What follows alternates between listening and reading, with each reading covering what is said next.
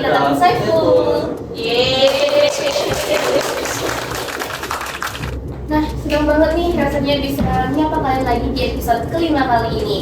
Episode kali ini tentunya nggak kalah spesial nih dari episode sebelumnya. Kita akan beraktivitas dunia mahasiswa, terutama peran dan kiprah mereka dalam organisasi mahasiswa atau yang bisa kita sebut Ormawa. Nah, kita akan ngobrol nih roasting dengan narasumber yang tentunya luar biasa dong. Seorang pemimpin muda yang sudah banyak memakan asam garam di dunia organisasi. Langsung kita sebut aja ya. Kak Thomas Arif Rahman dari Hima DB dan juga Kak Syarifatun Nurul dari LPM Kinerja FMC.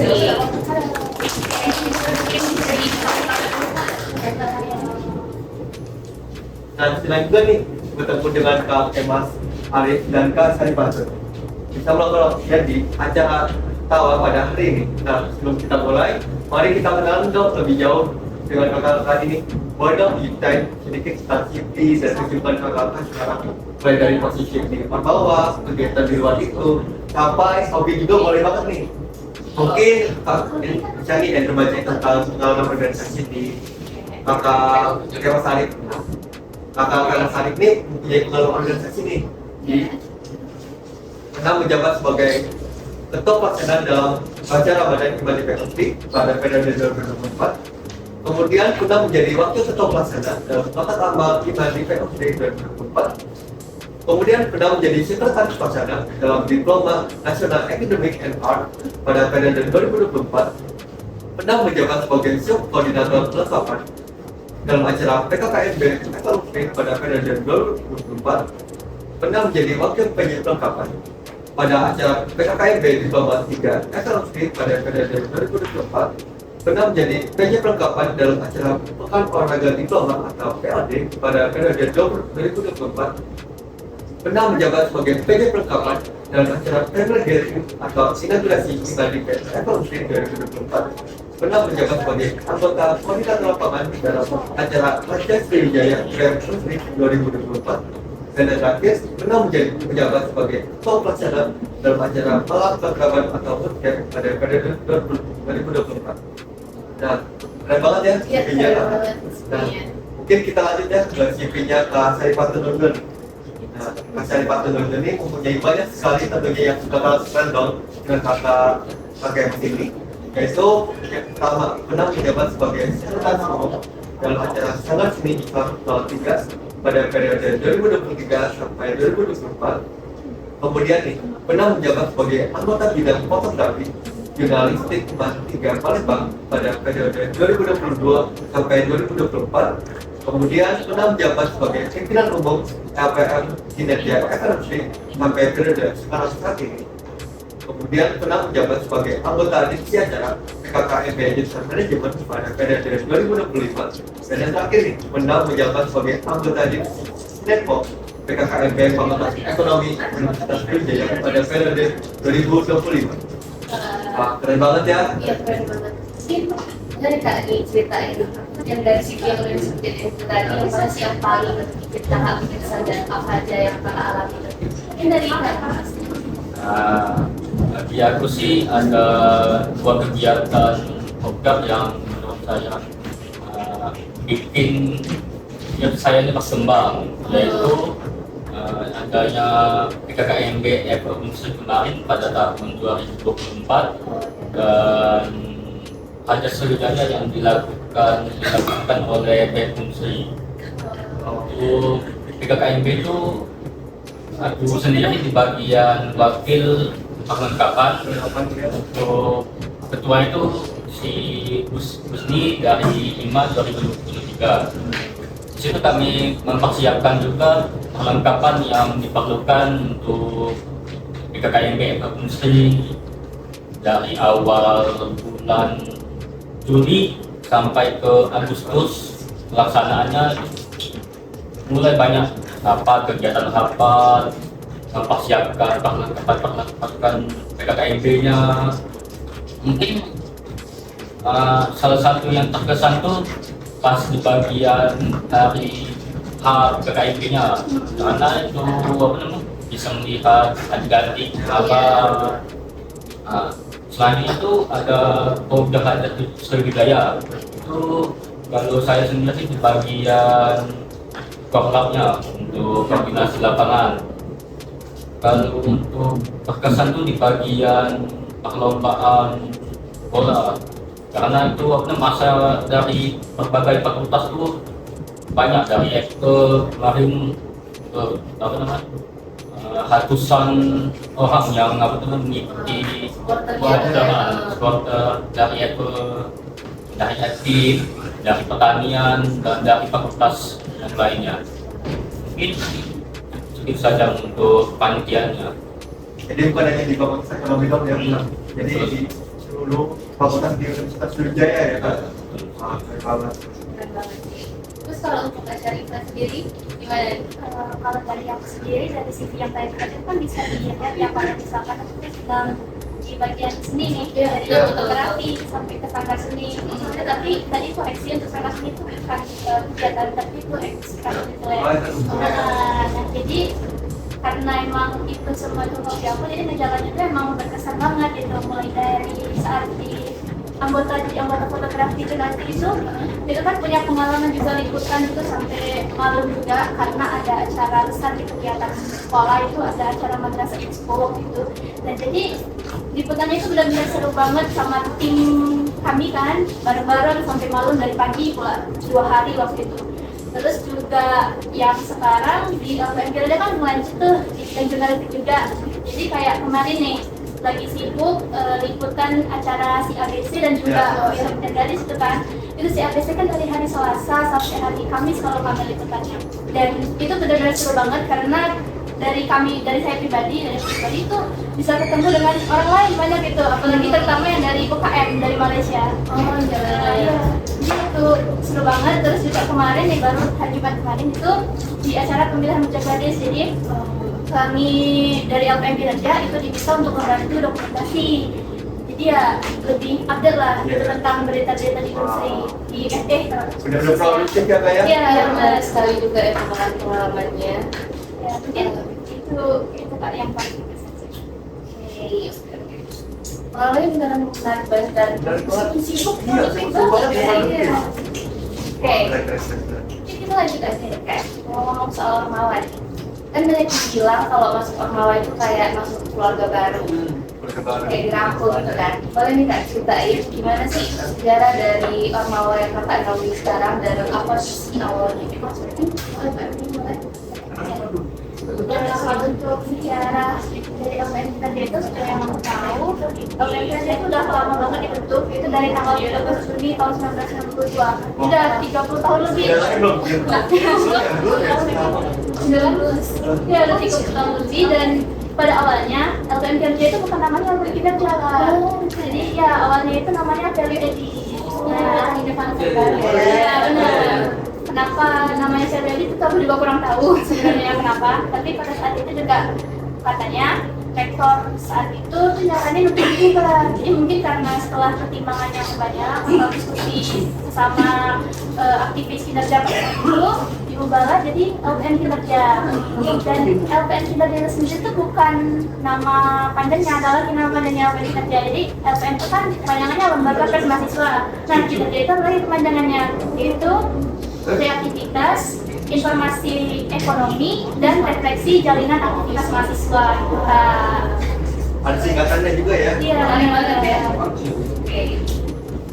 Untuk visi sendiri ya, karena kami kan untuk wartawan kampus ya kan. Nah jadi kalau untuk visi itu menginformasikan berita-berita yang terbaru yang ada di Fakultas Ekonomi ini Kak, supaya mahasiswa itu lebih tahu tuh mengenai apa aja berita-berita atau kegiatan-kegiatan yang terjadi di Fakultas Ekonomi. Ya. Menarik banget ya. Terus kalau untuk Manipe kan gimana? Ya, untuk Himay TV sendiri itu dibentuk pada tanggal 27 Mei 2012. Lebih muda daripada LPM, baru 13 tahun. Himay TV itu sendiri pelebuhan dari BEM, DPM, dan salah satu BO di Apple Industri. Untuk visi Himay TV itu sendiri itu sebagai wadah untuk mahasiswa terutama di D3 Fakultas Ekonomi, sebagai wadah untuk akademik mereka, non-akademik mereka, untuk mungkin apa sih yang mereka mau ubah dari ketiga itu bisa disampaikan kepada kami dulu, yang kami sampaikan kepada jurusan. Mungkin begitu saja sudah sejarah singkat dari Himadi. Menarik banget ya Kak sejarahnya. Dan itu perjalanan sampai sekarang ini itu pasti tidak akan mulus ya Kak ya. Nah pasti ada suka maupun dukanya Kak. Nah boleh dong ini kalau pengalaman paling berkesan saat menjalankan sebuah program kerja atau program, mungkin ada program yang bisa dilakukan sukses atau bahkan program yang paling banyak menantang. Ya, sebenarnya Boleh dong dari Kak. Kalau dari proper tuh mungkin karena LPM sekarang itu kan masih awal sih, maksudnya itu masih bertahap kalau kembali karena ya beberapa tahun enggak. Jadi kami itu lebih seru ke bagian liputannya kata-kata yang aku ceritain tadi, karena beberapa bulan ya, beberapa bulan terakhir ini itu kami liputan PKKMB juga kan waktu itu. Terus PKKMB IES itu lomba-lomba itu ada pembukaan IES di Laya waktu itu, nah itu kami juga ikut. Nah, yang dari semua liputan yang paling berkesan itu ya yang MBC sehingga kemarin itu kan ya ada di acara di ballroom Zuri. Ya itu jadi ketemu sama dosen dari Korea University juga ada. Dari Korea University ada dari Undip juga, dosen dari Undip. Jadi benar-benar apa ya, ketemu banyak orang penting gitu Kak, yang mahal gitu. Kalau misalkan nggak datang kemarin itu kan kita agak susah tuh, harus ngeluarin usaha lagi untuk meraih. Malaysia atau Korea juga ya Kak? Benar, jadi itu sih yang paling berkesan dari. kalau untuk hambatannya Kak, ada ya sejauh ini. Untuk hambatannya ini tuh ya karena anggota kami juga sedikit ya, jadi untuk liputannya itu mungkin agak susah tuh pertukaran anggotanya ganti-gantian. Karena itu kan beberapa hari tuh kita agak capek kalau misalnya nggak ganti anggota. Nah jadi mungkin sebenarnya gitu Kak, ganti-gantian bersih. Ya. Kalau kami Untuk Himadi sendiri itu ada salah satu program yang menurut saya itu berkesan, yaitu gerakan konservasi. Karena kami itu berkolaborasi dengan satu amat Indonesia yang termasuk juga organisasi eksternal yang terkenal di Palembang itu. Kami itu kemarin itu kegiatannya di Benteng Kuto Besar pada bulan Februari kemarin. Kami juga kegiatannya juga bukan hanya sebagai untuk memungut sampah saja, tetapi sebagai untuk mengedukasi kepada masyarakat, terutama di masyarakat di Benteng Kuto Besar itu gimana sih mengelola sampah di area tersebut, gimana cara memilah sampah-sampah tersebut.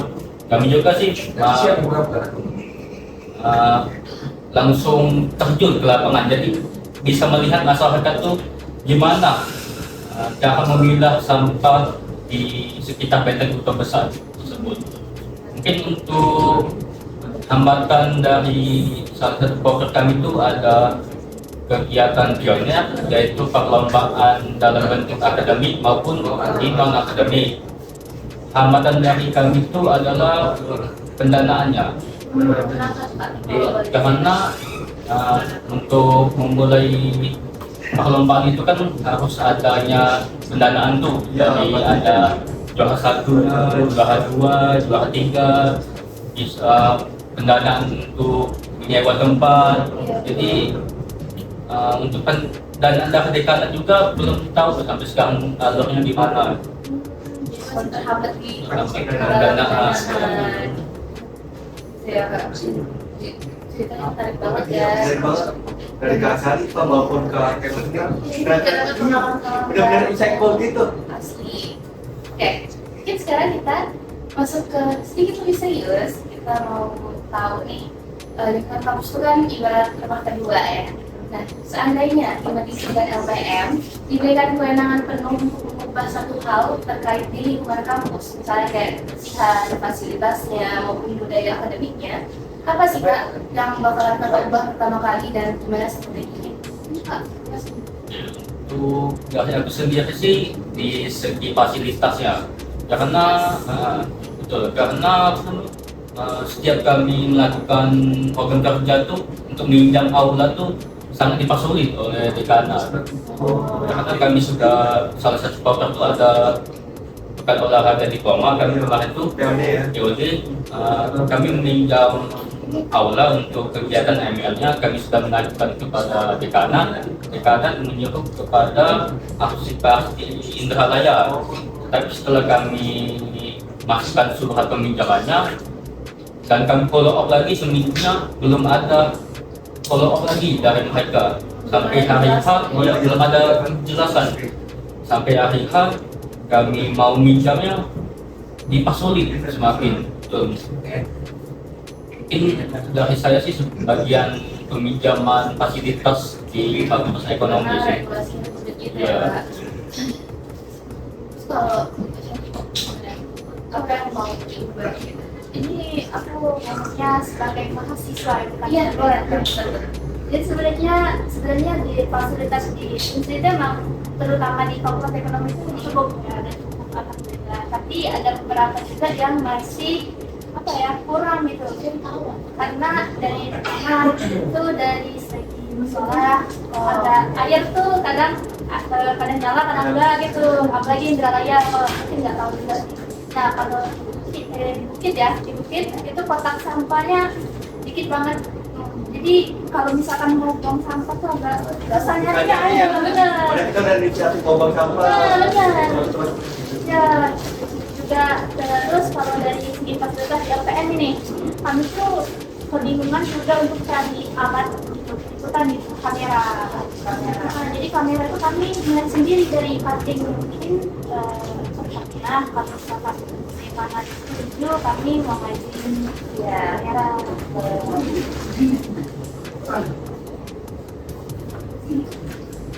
Nah, tentunya dong tadi yang udah kakak disampaikan tadi tentunya sangat visioner dalam ide-idenya. Semoga ide-ide ini bisa menjadi inspirasi bagi kita semua untuk terus bergerak ke depan. Iya, dan juga mungkin sebagai penggerak ya buat apa yang udah kita Iya, sampaikan betul. juga terkait. Oke, sekarang sudah waktunya kita masuk di sesi interaksi sama teman-teman yang kita sebut TTO atau tanya-tanya Ormawa. Nah, jadi udah ada beberapa pertanyaan menarik nih Kak dari followers kita yang udah kita siapin. Langsung aja ya kita ke pertanyaan pertama. Pertanyaannya, gimana sih Kak menyikapi masalah pribadi yang dibawa sampai ke organisasi? Boleh siapa mau jawab? Oke, boleh. Dari Pak. Apa tadi Kak? Gimana cara menyikapi masalah pribadi itu yang dibawa ke organisasi? Wah, agak kritis ya pertanyaannya. Ya, Ini jadi misahin antara masalah pribadi sama organisasi di sini. betul. Sebenarnya tergantung masing-masing juga sih. Tapi kalau aku pribadi ngatasinya itu kita harus profesional namanya profesional. Apalagi contoh kalau di LPM nih, kalau lagi ada masalah sama satu anggota, terus kita satu tim baru tuh liputan. Jadi mau nggak mau ya tetap harus profesional. Kita harus bekerja sama dalam tim untuk ngasilin liputan atau berita yang bagus gitu. Nah, mikirnya itu pola pikirnya maksudnya setelah apa namanya setelah liputan, pokoknya setelah kegiatan itu beda, jadi dipisahin tuh antara yang buat sama ketika kerjaan kita gitu. Jadi mikirnya oke, sekarang mereka kerja itu rekan tim kita, di luar itu terserah gitu. Nanti kalau misalkan ada masalah pribadi ya itu urusan di luar. Dari saya pribadi sih betul kata Sarita tadi, kita harus membagi antara apa namanya kehidupan organisasi sama kehidupan kita sendiri. Sedikit tentang saya sih, ada kegiatan latihan nih. Saya ada kegiatan latihan panahan. Saya sebagai ketua umum juga dan adanya kewajiban di perkuliahan.